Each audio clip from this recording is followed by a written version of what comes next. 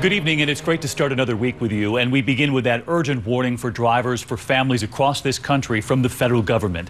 It involves airbags in millions of cars on the roads right now. Are they at risk of exploding? Tonight, they're urging nearly 5 million families to take their cars to be repaired right now because of a defective airbag that can explode without warning, sending dangerous materials, shards of metal, flying through the car. Safety advocates say this brings the total up to 20 million cars. Tonight here we ask, is your car one of them? And where were those airbags made? ABC's chief investigative correspondent Brian Ross is here with late information tonight. Brian, good evening. Good evening, David. Today's urgent airbag alert is a rare move for the National Highway Traffic Safety Administration, which some safety advocates say is long overdue and comes after at least 4 deaths.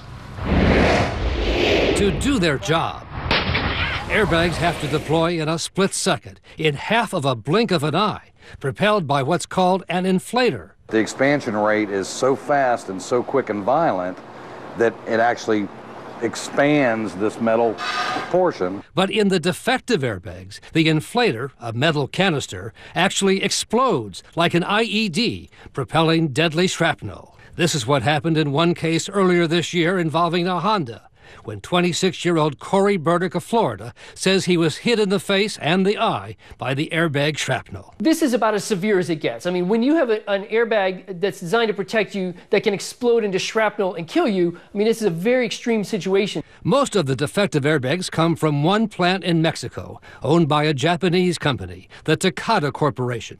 The millions of cars under recall for the potentially faulty airbag inflators include models from Honda, Toyota, Nissan, Mazda, General Motors, Ford, Chrysler, BMW, and Mitsubishi.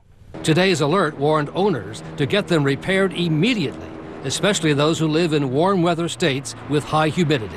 What we're finding is that a lot of folks that own vehicles have not received the notification they were supposed to have received, and that's a real issue.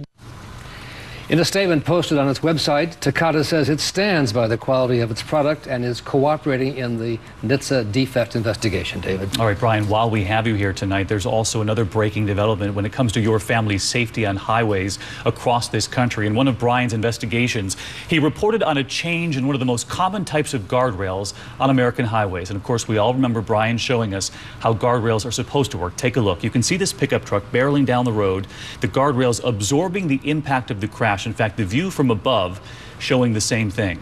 But then Brian reporting on a change made, believed to shave some cost on hundreds of thousands of highways across this country. And the allegation is that instead of absorbing the impact, you can see this image, this is what can happen, the guardrail piercing this car.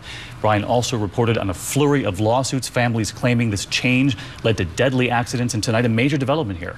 That's right. A jury in Texas today found that the company, Trinity Industries, had essentially lied to the government about the changes it made to the guardrails that safety advocates say created a deadly flaw. The company was ordered to pay $175 million in damages, which will be tripled and ultimately could reach $1 billion. The company says it will appeal, but it raises lots of questions about these guardrails on highways in virtually every state in the union, and 4 states have already said they're going to suspend the use of the guardrails. 4 states already. All right, Brian Ross and your team tonight, thank you.